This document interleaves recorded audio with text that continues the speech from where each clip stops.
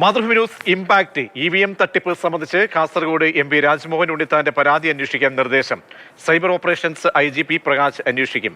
ആഭ്യന്തരമന്ത്രി രമേശ് ചെന്നിത്തല IGക്ക് നിർദ്ദേശം നൽകി. കംപ്ലൈന്റ് തന്നാൽ തീർച്ചയായിട്ടും അന്വേഷിക്കും. MP പരാതി കൊണ്ടുവന്നിട്ടുണ്ട്. നിങ്ങളുടെ എല്ലാം മുമ്പിൽ വെച്ച് MP ഹോം മിനിസ്റ്റർക്ക് പരാതി കൈമാറുകയാണ്. വടകര കാഫിർ വിവാദം പോലെ ഇതിന്റെ സമഗ്ര വശങ്ങളും അന്വേഷിക്കണം.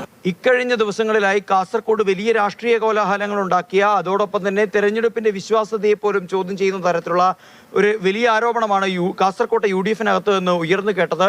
അതിലിപ്പോൾ ഒരു വ്യക്തത വരികയാണ്. സമഗ്ര അന്വേഷണത്തിലേക്ക് കാര്യങ്ങൾ നീങ്ങുന്നു. ആഭ്യന്തരമന്ത്രിയായ രമേശ് ചെന്നിത്തലയുടെ ഓഫീസ് സൈബർ ഓപ്പറേഷൻസ് IG ആയ P പ്രകാശിന് ഈ കേസിന്റെ അന്വേഷണം ഇപ്പോൾ നൽകിയിരിക്കുകയാണ്. അതുമായി ബന്ധപ്പെട്ട നിർദ്ദേശവും നൽകി കഴിഞ്ഞു. ഉത്തരവ് അല്പസമയത്തിനകം തന്നെ ഇറങ്ങുകയും ചെയ്യും. ഇനി പ്രധാനപ്പെട്ട ഒരു കാര്യം, 2 MLA-മാരുടെ അടക്കം മൊഴിയടക്കം രേഖപ്പെടുത്തിക്കൊണ്ട് തന്നെയായിരിക്കും ഈ കേസിന്റെ അന്വേഷണം മുന്നോട്ടേക്ക് പോവുക എന്നുള്ളതാണ്. എന്നാൽ ഈ ഒരു ആരോപണം ഉയർന്നതിന് തൊട്ടു പിന്നാലെ തന്നെ ഈ രീതിയിലുണ്ടായ ഒരു ആരോപണം ഉയരുകയേ ചെയ്തിട്ടില്ല എന്നുള്ളതായിരുന്നു ജില്ലയിലെ UDF നേതൃത്വത്തിന്റെ നിലപാട്. കാസർഗോഡ് ഉദുമ MLA-മാരാണ് ഈ ഒരു വിഷയത്തിൽ ക്രമക്കേടുമായി ബന്ധപ്പെട്ട് ഈ മുൻ യൂത്ത് കോൺഗ്രസ് ജില്ലാ നേതാവിന്, ജില്ലാ പ്രസിഡന്റിന് പണം നൽകിയെന്നുള്ള ആരോപണത്തിൽ ഉൾപ്പെട്ടിരുന്നത്. അവർ തന്ത്രപൂർവ്വം മറുപടി നൽകാതെ പരസ്യ പ്രതികരണത്തിന് തയ്യാറാവാതെ നിശബ്ദരായി മാറി നിൽക്കുകയും ചെയ്തിരുന്നു.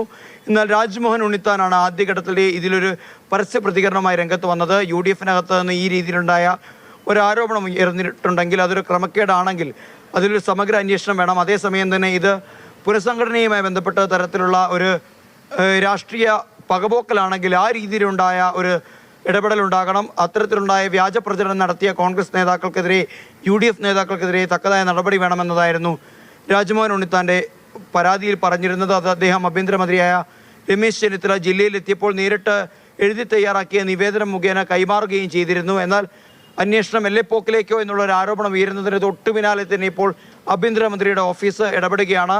സൈബർ ഓപ്പറേഷൻസ് IG P പ്രകാശിനെയാണ് ഇപ്പോൾ കേസിന്റെ അന്വേഷണ ചുമതല ഏൽപ്പിച്ചിരിക്കുന്നത്.